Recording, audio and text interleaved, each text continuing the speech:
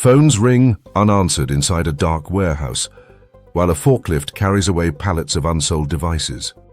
For more than a decade, the most dominant phone company on Earth believed it had already solved the future of mobile. Right now, somewhere in the world, a board of directors is approving a decision that looks perfectly rational. The numbers check out. The risks seem manageable. The analysts agree. But what if that decision is the exact thing that kills their company? This is the story of just such a decision. This is the story of Nokia. In the mid-2000s, Nokia looked untouchable. The Finnish company had turned the mobile phone into a global commodity. Nearly everywhere on Earth, from European capitals to rural villages, people carried small plastic handsets stamped with the same familiar logo. The ledger looked perfect. Nokia shipped hundreds of millions of phones each year. Its devices were reliable, inexpensive, and built on supply chains that competitors struggled to match. Carriers loved them. Retailers stocked them. Engineers refined them. The company appeared to have solved mobile hardware. Inside the company, the formula was clear. Build durable phones, ship them everywhere, and iterate constantly. New models appeared in waves. Slimmer bodies, better batteries, brighter screens. The strategy was scale and efficiency, executed with extraordinary discipline. Here's the problem. That entire system depended on one quiet assumption. Phones were appliances. People used them for calls, text messages, maybe a few simple tools like calendars or games. Hardware quality and battery life mattered more than software. For years, that assumption held. Consumers upgraded slowly. Carriers controlled distribution, and software barely changed from one model to the next. Nokia optimized everything around that reality, and the numbers rewarded the strategy. Then something small appeared across the industry. Not a new phone design, but a different idea of what a phone could be. Instead of dozens of models optimized for hardware, the device itself became a platform for software. At first, the difference looked cosmetic. A large touchscreen replaced the familiar keypad. The device carried fewer buttons. Reviewers called it elegant but strange. For a company built on precision manufacturing, the new design seemed almost reckless. Inside Nokia, engineers studied the concept carefully.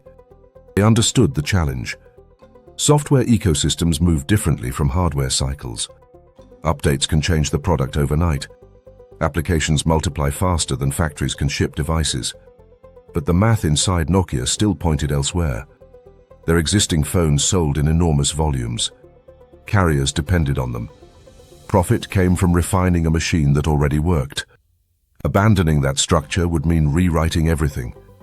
That's when it turns. A smartphone was not simply a better phone. It was a computer that happened to make calls. Once software became the center of the device, the rules of competition shifted almost instantly. Developers began building applications that changed how people used their phones. Maps improved. Cameras evolved. Entire services appeared inside small icons on a screen. Each new feature attracted more users, which attracted more developers. Here's the catch. Nokia's operating system had been built for a different era. It worked across hundreds of hardware variations, but it was complex for developers and slow to evolve. What once enabled scale now slowed adaptation. Inside the company, teams worked furiously to respond. New software initiatives launched. Engineers redesigned interfaces. Leaders debated whether to rebuild the platform entirely or adapt the existing one. But the timing had shifted. While Nokia reorganized its internal architecture, competitors moved faster by focusing on software ecosystems first and hardware second. Their phones improved not just with each model, but with each update. Consumers began to notice the difference. Applications appeared first on other devices. New features arrived faster elsewhere. What had once been a strength, Nokia's massive lineup of phones, started to fragment attention and slow development. And the math flipped quietly. The company still sold huge numbers of phones, but influence began drifting toward the platforms where software innovation concentrated.